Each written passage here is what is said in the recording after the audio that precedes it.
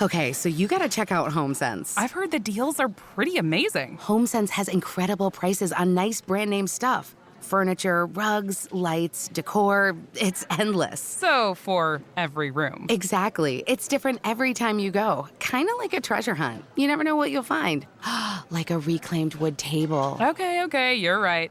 I definitely have to check out HomeSense. Told ya. You can take a virtual tour online and get directions to the store at homesense.com. With aerodynamic lines, a luxurious interior, and a powerful engine, what feeling do you get when driving the Jaguar F-Type? All of them.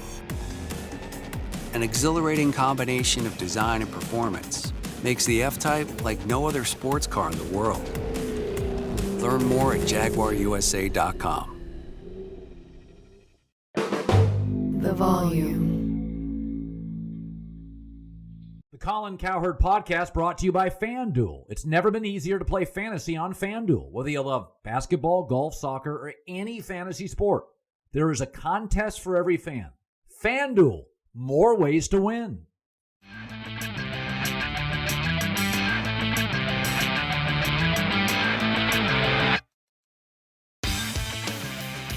Hi, everybody. Welcome to the Friday Morning Podcast. So let's bring in Brian Costello, Jets beat reporter for the New York Post, works for WFAN. Nobody's as tied in to the Jets and their current dysfunction as Brian Costello. Hopefully it's headed eventually in the right direction. I know and I like Joe Douglas, the GM. Let's hope so. Brian, let me start with this. So Adam Gase, I thought he was going to work. He holds a press conference. It is beyond weird. His eyes are going everywhere. It got mocked by everybody.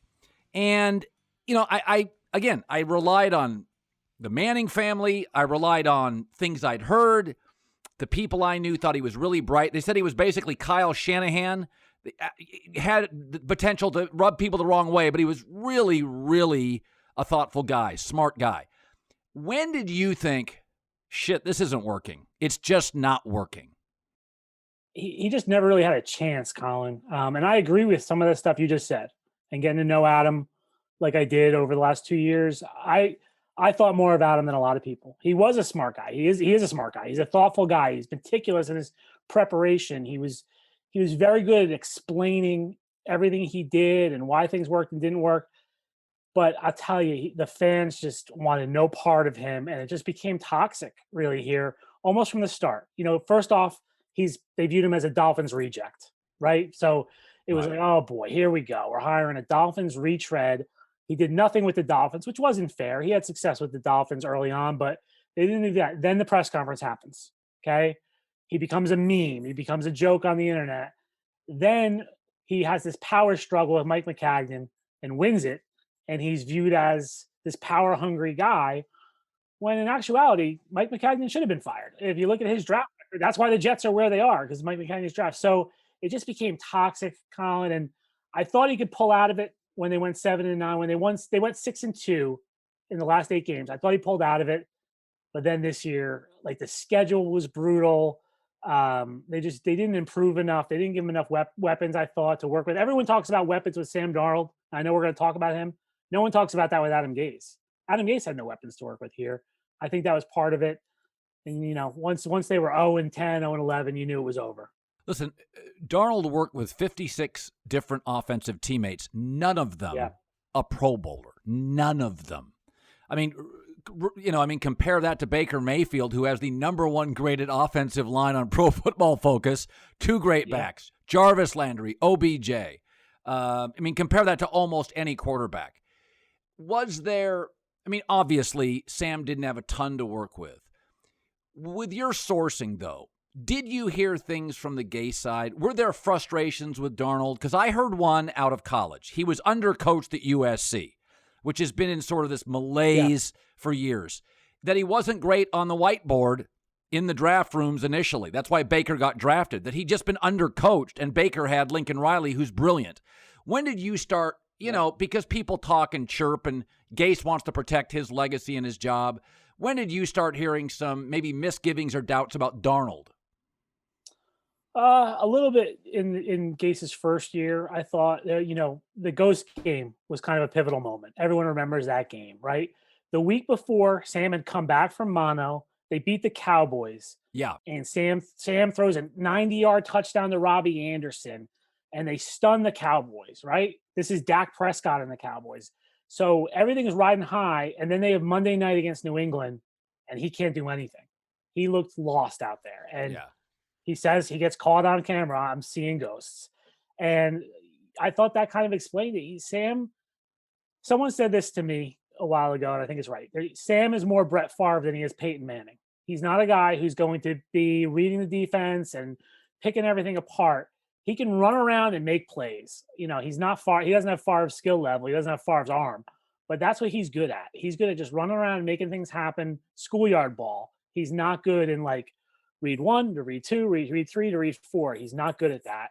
And so that's what, the Jets thought bringing in the Shanahan system with Mike LaFleur, that might help Sam if they kept him. And we'll see if Joe Brady can do that with him.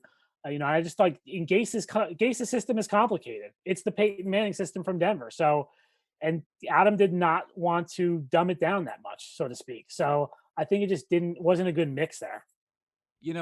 I've heard the same things. That's exactly what I've heard, is that Sam is best being intuitive and just making plays. And by the way, that was so popular in the 70s, 80s, 90s. It's less popular now. The Big Ben, the kind of remedial audible system, make it up as you go, it just doesn't play. It's more of an Aaron Rodgers, Tom Brady, own the line of scrimmage pre-snap, Drew Brees league. Brian, you've talked about this in your stories with the Post, and I'm sure you have in the Fan, that it wasn't a given maybe 6 weeks ago to move off Darnold, that Saleh liked him. Yeah. Did it come down to essentially Zach Wilson gives us 4 straight years of a rookie contract? I think that was a big part of it. I think it was just the timing was off with Sam, Colin, because I was like, I've said to people, there's a lot of people who said, they should have kept Sam. There's a lot of Jets fans. Trade the number 2 pick, get 1 million picks, and build around him. So I'm like, all right, let's play this out. What's the best case scenario for the 2021 Jets, right? They still have holes. Who are their starting cornerbacks? You probably don't know who their starting cornerbacks are, right? Right now it's Bryce Hall and Bless Austin. They got to do work. They don't have a running back. They signed Tevin Coleman. He's not a lead running back. They still have questions at receiver. So play this out. Let's say they keep Sam, and he has, a decent year, 20 touchdowns, 8 interceptions, and the Jets win 6 or 7 games, because that's about the ceiling for this team right now. Then what do you do, Colin? Do you give him a contract extension off that year? I don't know. I wouldn't pay someone off of that year. I haven't seen enough. So that's, to me, in Joe Douglas's mind, it's it's just not enough time to evaluate him in a year. He's not going to show you enough where you're going to give him this long contract extension. You can start over with Zach Wilson and start over with a rookie contract. And I think they really liked Wilson. They fell in love with him watching the film. And then they finally got to see him on that pro day, and he basically answered all the questions on that pro day, reaffirmed what they saw on tape. And that's when they said, all right, Carolina, let's go. Let's talk. McCagnon, I thought, was lost. I really did. There were moves he made where my sources, I had 2 general managers in the NFL, his final draft with the Jets, literally say they thought it was one of the worst drafts they'd ever seen a GM have. Joe Douglas, I thought it was pretty promising. My guys liked him. I've met Joe. I thought he had a pretty clever draft. By the way, Bryce Hall, that corner, started 7 games last year. He was a great college player. Then I think he broke his leg. He got hurt. Yeah. Broke his ankle. Bad injury. Yeah, he may end up being a real find for the Jets. They also got a safety out of Cal, Davis. Ashton Davis, He can really run. Incredible range. So, they had to pick a backup quarterback, a punter. But overall, I thought it was a smart draft. I think Zach Wilson's greatest gift is a competent GM. But I don't know about Robert Saleh. And I said this, Brian, this week on the show. He's not going to be Belichick. You're the luckiest team in the world if he's Sean McDermott. And Brian Flores just won 10 games with Tua and Ryan Fitzpatrick. It's likely, even if he's not a disaster, he's the 4th best coach in his division. Am I hyperbolic there, or does that feel right? No, I think you're fair. I think you're being fair. And I think there's a lot of faith in Robert Saleh from this fan base because he's not Adam Gase. They hate Adam Gase so much. They wanted anybody. And, and Saleh has, he runs the steps before the game, got the bald head. He jumps around on the sideline, a lot of energy. I understand why fans like him and are enthused by him. But you don't know. You never know with these guys when they go from assistant coach to head coach. You never know how it's going to work out. Like, Todd Bowles I covered here. Todd Bowles was the assistant coach of the year in Arizona. Comes to the Jets, wins 10 games his first year. Then things fell apart. And now Todd Bowles wins the Super Bowl, So you just don't know how it's going to work out with these guys. There's so many different factors that go into it. But yeah, the division is daunting right now. I mean, because Buffalo looks like they're going to be good for a long, long time. Long time. Miami's going to go as Tua goes right now. We'll see how he is. And then, Belichick just spent $120 million or whatever it was, or more than that. I think it was more than $150 million. So he's going for it. He's clearly motivated. So yeah, it's definitely a big uphill climb right now for the Jets. Brian, it's funny. In Los Angeles right now, all our teams are winning. I mean, USC is underachieving, and they're going to good bowl games. The Lakers won a title. The Dodgers won a title. LAFC is good. The Clippers are good. Angels are Orange County, but in LA County, the Rams are good. The Chargers, I think, will have a bounce back here. They got a really good front office.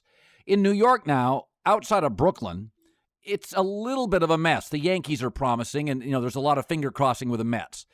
How much? Because the Mara family was always respected, very blue blood. Yep. And everybody has a right to butcher a coaching hire. McAdoo didn't work. I get it. Pat Shurmur. I mean, listen, Robert Kraft hired Pete Carroll. It doesn't always work, right? With the Jets, I always have this feeling. The malaise, it's not Nick's level, but there is something about the Jets ownership group that's not right to me. And I'm an outsider. You're an insider. My instincts are it either meddles too much, it's disconnected, it's cheap. What is it? Because it doesn't feel right. Yeah, at times it was meddling. It hasn't been in a while. But, go back to 2008 when they had Eric Mangini here. They go to him. Eric Mangini did not want Brett Favre. Eric Mangini preached team. And he said to ownership, he said, if you bring this guy in, it's the old 52+1 sort of deal. Like Brett Favre is going to be bigger than the team, right? And so they said, all right, but we're going to do this. You're safe. No matter what happens, you don't lose your job. They fired him at the end of the year. They wanted Tim Tebow. They brought Tim Tebow here. So they meddled in some way in that. They haven't in a while been meddling. They listen to the wrong people sometimes, Colin. That's been the biggest thing. I don't think they have this arrogance about them that they know more than they think they know more than they do, but they listen to the wrong people. They listened to Charlie Casserly in 2015. When it became clear Casserly was going to do that search for them, I talked to someone in the league and I said, who's he going to hire? And they said, Mike McCagnon. And I said, who? And they're like, that's his right-hand man. And I had never heard of McCagnon before. And so a lot of people hadn't, but they casually hired his friends. He hired his friends. So they listened to the wrong guy there. They listened to Jed Hughes back when they hired John Idzik as GM. They've listened to the wrong people at different times. Now they're listening to Joe Douglas. Joe Douglas is now the voice. He's the one making the decisions. He hired Robert Saleh. He's making this quarterback decision. We'll see. I think, I trust Joe Douglas more than some of these other guys. I talk to Joe a lot. He's got a plan. He's smart. But, that's part ownership has just listened to the wrong people a lot of times. Those hot takes you post on social media? Well, now you can win up to $5,000 when you put those takes to the test on FanDuel. It's a new game called Over Under, and it's absolutely free to play on FanDuel. Here's how it works. FanDuel will set lines on things like total points or three-pointers made during every NBA on TNT broadcast. All you have to do is pick over or under for every prop. Your picks could win you a share of $5,000 during every contest. FanDuel's the exclusive home for Over Under, and it's available in all 50 states, so you can play from anywhere. All you have to do is go to FanDuel.com/overunder and sign up now if you have not done so already. You create a new FanDuel account if you don't already have one. It takes less than 2 minutes to sign up. Then put your takes to the test during every NBA on TNT broadcast at FanDuel.com/overunder. They could be worth up to $5,000. Age and location restrictions apply. See FanDuel.com for terms and conditions. It's crazy how much we have to pay for outdated, impersonal healthcare, and even crazier that we all just accept it. It's time to face facts. Healthcare is backwards. Luckily, there's Forward, a new approach to primary care that's surprisingly personal and refreshingly straightforward. Forward never makes you feel like just another patient. Backed by top-rated doctors and the latest tech, Forward gives you access to personalized care whenever you need it. Using in-depth genetic analysis and real-time blood work, Forward's top-rated doctors provide you with in-depth insights to better understand your genetics, mental, and physical health. They then create custom, easy-to-understand plans to help guide you to achieving long-term health. With Forward, you get unlimited in-person visits with your doctor and access to care anytime via the Forward app, all for one flat monthly fee. It's time to stop accepting backwards healthcare and start moving your health forward. Visit GoForward.com today to learn more. That's GoForward.com. Okay, so I just gotta tell you about shopping at HomeSense. Oh, yeah. I need to check that out. Is it good? It's better than good. Trust me, it's a whole new way to shop. Maybe even life-changing. Seriously? Oh, yeah. See, HomeSense is part of the HomeGoods family, so you know going in that everything will be less than you expect to pay. I love that. And here's the best part. HomeSense is never the same store twice. They put out new items all week long, so there's always something new. Every visit's kind of like a treasure hunt. The other day, I found a zebra print accent chair. Ooh, I could use a new chair. HomeSense has stuff to plus up every room in your house. There's so much to choose from. Furniture, rugs, lights, all the decor. So many throw pillows, wall art, and bowls. Okay, you got me. I've got to check out HomeSense. You can take a virtual tour online and get directions to the store at homesense.com. Oh, and when you go, Yeah? take me with you. Deal. Listen, they solved some of their wide receiver issues with Corey Davis. I would not have spent that kind of money on Corey Davis. I think he's the classic high ceiling, never realizes it. But I also wouldn't have spent money like the Giants did on Adoree Jackson. Kenny Galladay I sort of got, but Kenny's never really been a one in a great system, so there's questions there. And free agency should augment, not solve major issues. Unfortunately, when you have a former awful GM, you have to solve problems. But I do think they're at least capable with Mims, Corey Davis, Jamison Crowder. They're capable. Their tight ends never feel like they're healthy. My guess is they get Zach Wilson at 2. You could go with the running back from Clemson. It's a very rich offensive line draft. Do you sense them trading up? Do you sense them? What is their second pick and third pick? In your opinion, where do they go? I think they're in a good spot, Colin. They're at 23. That's the pick from the Seahawks, and then they have 34, which is the second pick in the second pick in the second round. Those are spots that people like to trade into, right? We always see it. 23 starts to be where there's guys there that people might want to move up for, and I can see them trading back from there. And they have so many needs. They have all the ones you mentioned, plus corner. They need linebackers because they're going to 4-3, and they haven't played 4-3 in years. They need linebackers, guards. You mentioned receiver, running back. So there's so many holes. They can move back some spots and still fill one of those holes. Same thing with 34. How often do we see, Colin, the Friday of the draft? All day they talk about, you're going to see all the NFL insiders. Teams are trying to move up. Teams are trying to get up in the second round. The Jets have the second pick in the second round. They can move back if they want to there. So I think Douglas might acquire more picks. He's got 10. He could end up with more. And then I think he's going to maneuver around and move up when he can strike. I feel like he thinks he has ammunition to move around. To me, cornerback is the biggest need on this team right now after quarterback, because I agree with you on Bryce Hall. He showed some promising things, but he's 1 year in, 7 games. Bless Austin's played 2 years. They got a defensive head coach right now. He's going to want to put it in his system. They got to give him a cornerback. So I'm thinking there might be the kid from Northwestern, Newsome, might be there. Asante Samuel Jr. might be in that second round area. So, I'm thinking cornerback right now, but they could go in a number of different directions. The USC guard, if he fell down to 23, he might go higher than that. I'm sure you're familiar with him from out there. Wyatt Davis. Wyatt Davis is Ohio State. Yeah, he's probably the second or third best interior lineman. He would be available, I think, at 34.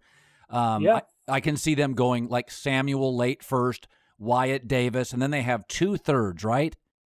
Yes, they have 2/3. They have Seattle's, and so I think running back is probably third round. I'd be surprised if Joe Douglas took a running back in the first round. I think he thinks, like a lot of guys now, you can find them. So if he grabs one in the third round, that wouldn't shock me. It's so funny covering. I was in New England for about 10, 11 years. I always felt Boston media loved everybody initially and hated everybody by the end. And it was just part of their insecurity that if you ever left them, they turned on you. New York is a more secure, powerful, better tradition. New York's different. New York's tough on everybody initially, but once you win them over, they got Joe Torre's back for life and Parcells back for life. They won't screw you out the door because you made it in New York and you're part of the family. Right now with the Jets, if I said to you, most popular Jet, who at the top right now is safe? Is it Joe Douglas? Yes. Yeah. From that perspective, yeah. I think Joe Douglas is still very popular. Look, he's only had one draft. He drafted Mekhi Becton, who's another guy who's very popular right now. And that looks like a good pick. And I think like you said, some of those other picks are going to work out. So yeah, Douglas, I think, would be popular. Saleh can do no wrong right now. He hasn't lost a game yet. So we'll see how it goes. But Saleh's, again, I think he's very popular right now. And in terms of players, it's really Becton and Quinnen Williams is popular. I'm sure Zach Wilson's going to be very popular here in a few weeks. People always say, oh, the New York media is so tough. And what I found as a West Coast guy is that it's tough on it was tough on the Mets. It was tough on the Jets, but it was actually pretty favorable to the Giants and Yankees. If you win, you get pretty soft coverage. If you lose, it's rough. And the front offices, of the bad teams, they hear about, your talk radio, your columnists, and they get very reactionary. I remember the Mets once signing, I think it was Jason Bay in Citi Field, a very spacious outfield, and it was just a horrific. I mean, I'm not a guy that's a diehard baseball guy. I remember thinking, this is an incredibly spacious outfield. He's like a lumberjack. This is a horrible acquisition. But the New York media was crushing the Mets to do something because, if I recall, the Yankees had gone out and spent some money.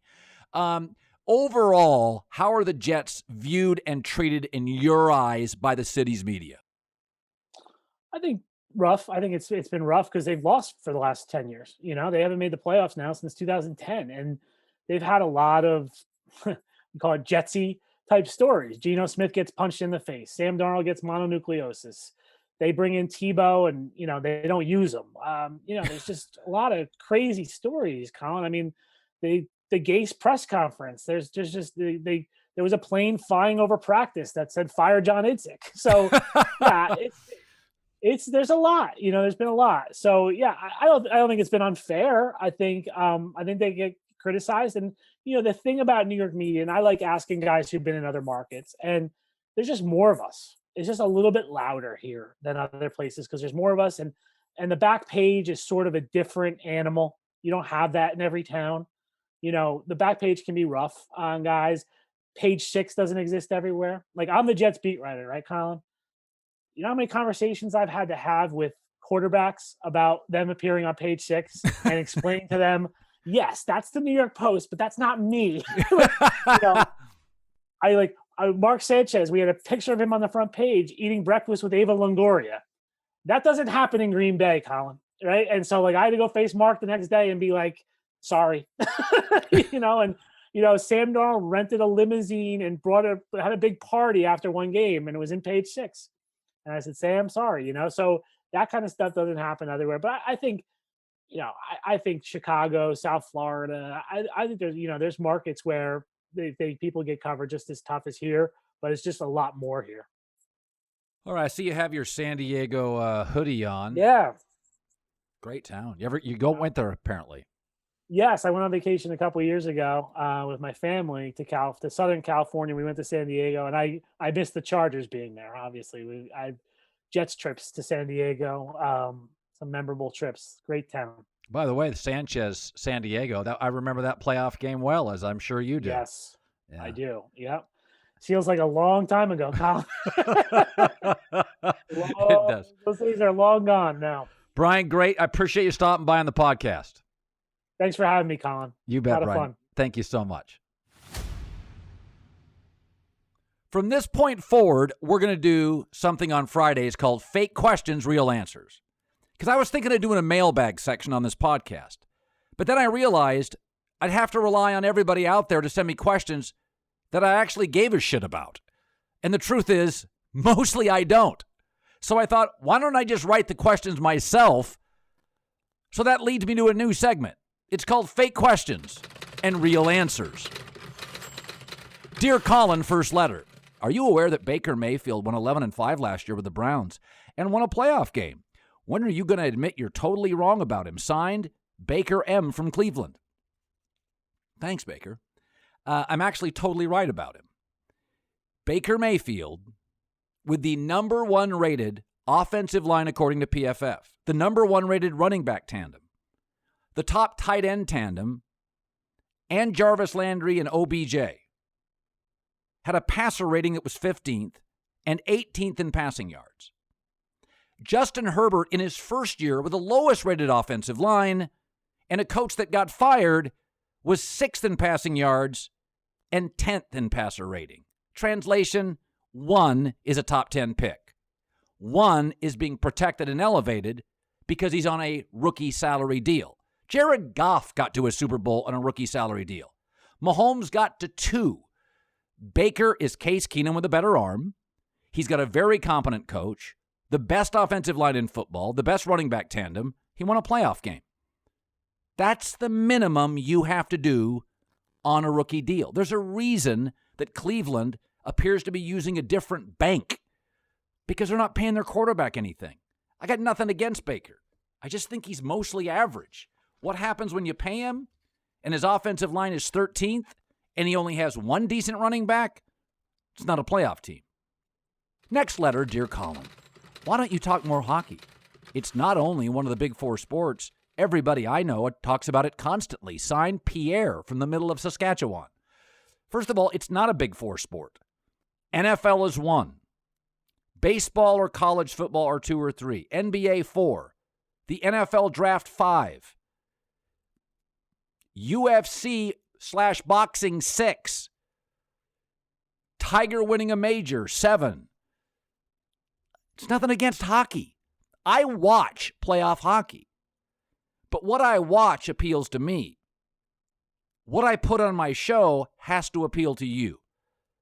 Hockey, almost none of us played it as kids. And if you didn't play it as kids, you don't know the rules. And unless you're north of Buffalo, people in the States have too many options. Just think about this. In Canada, they don't even have our college system. Listen to TSN or watch it. 90% of the discussions on their sports radio are hockey. People think I talk a lot of LeBron. Last year, he was 6% of my show. 68% was NFL. 12% was college football. There were fights. There was the draft. There's baseball playoffs. We have so many things to talk about that hockey simply gets squeezed out. Thank you, Pierre. Next letter, dear Colin. Why don't you respond to your critics on Twitter? Signed, Cowherd Hater 3694832. No followers, by the way. I have a theory on this. You can't monetize playing defense. I can build companies. I can make money playing offense. Ben Wallace played defense. Steph Curry plays offense. Same in the NBA. You're not paying money for your best defensive players. Steph Curry does not lose sleep missing 11 shots on a Tuesday night. What he does is work on hitting 13 more on Thursday. I'm in a creative business. I can't waste a second defending myself.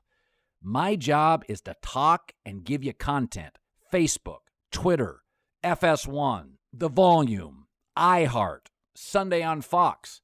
there's no value in playing defense. You get into arguments with people who don't have your back. Dear Colin, you are so woke. Don't you think the NBA went too far with Black Lives Matter, and that's the reason the ratings are way down? Signed, T-Bone from Kentucky. Yes, conservatives all think that. I don't doubt that aggressively pushing Black Lives Matter, which to many is viewed as politics, did hurt the ratings. But let me ask you, why were the hockey ratings worse than the NBA's? Maybe BLM wasn't the only reason. First of all, any sport with all their games on cable, NBA, NHL, 99% of their games on cable, cord cutting, cable's dying. They're going down. But I think there's a variety of reasons. Let's not be simplistic here.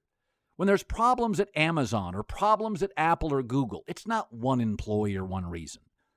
If your marriage is struggling, it's not just because you had an argument. There's resentment, there's problems. There's a lot of NBA issues. The league's now exclusively on cable. Secondarily, the bottom of the NBA is now so bad. And with players over the last 5 years, stars, joining forces, the top 5 or 6 teams, Brooklyn Lakers, those teams can beat the bottom 7, 8, 9 teams without LeBron and AD playing. The bottom of the NBA is so god-awful that the top stars don't need to play in the regular season. The Brooklyn Nets went 19-4 without KD. What does that mean? KD, AD, LeBron, Kyrie, Harden. Why play every regular season game? Just rest for the playoffs. That's where the money's made and the legacies are formed. Why would you rush back if you're KD? And if you don't care and have urgency for the regular season as an NBA star, why would I as a consumer? In the NFL, the gap between the best and worst teams is slim. I mean, hell, the Jags beat the Colts. The Raiders beat the Chiefs. The Jets beat the Rams. You have to play. You have to play hurt. But in the NBA, you don't. And your legacies, since Michael Jordan went 6 for 6 in the finals, are formed by how you perform in the playoffs. Why would James Harden play every game? He looks gassed in the playoffs. So my hamstring hurts. And just the time KD comes back, he takes a 3-week break, resting for the postseason. I think that's as big a reason as any the NBA ratings are down. All right, everybody. Fake questions, real answers on a Friday, plus Brian Costello. Good stuff on Sam Darnold. I love that story about he's more Brett Favre than he is Peyton Manning. That's interesting. I like the way he articulated that. All right, you want to follow us at The Volume Sports on Twitter and Instagram. You know what I'm going to do right now? I'm going to go bathe in a big bottle of Cristal. Enjoy the podcast. Rate, review, and subscribe.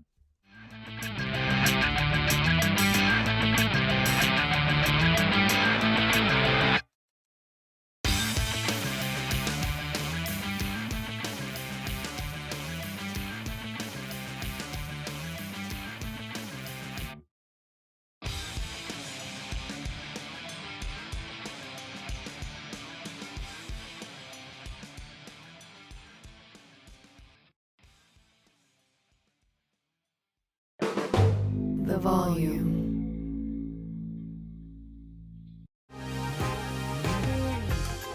Been thinking about McDonald's all day. Can't get it off my mind. I can already taste it. Ooh, got my mind on my mouth and my mouth ready for some Mickey D's deal. There's a deal for every moment at McDonald's. Right now, get 2 of your favorites for just $3.50. Mix and match a classic McChicken, a hot and spicy McChicken, or a juicy McDouble. Price and participation may vary. Cannot be combined with combo meal. Single item at regular price. From the Dan Patrick Podcast Network, iHeartRadio, Joy Road Entertainment, Workhouse Media, and Sugar 23 comes a new podcast, Westward. Hi, I'm Jerry West, longtime basketball player, longtime executive. Very proud of my association with the Los Angeles Lakers for numerous years. And now I'm with the Los Angeles Clippers working for Steve Ballmer, who hopes to change the landscape of basketball in Los Angeles. This is the story of basketball in LA and a rivalry 35 years in the making. This is not about the Clippers unrooting the Lakers from their pedestal. That will never happen. But for 7 straight years, the Clippers had the best team in Los Angeles. Listen to Westward on the iHeartRadio app, on Apple Podcasts, or wherever you get your podcasts.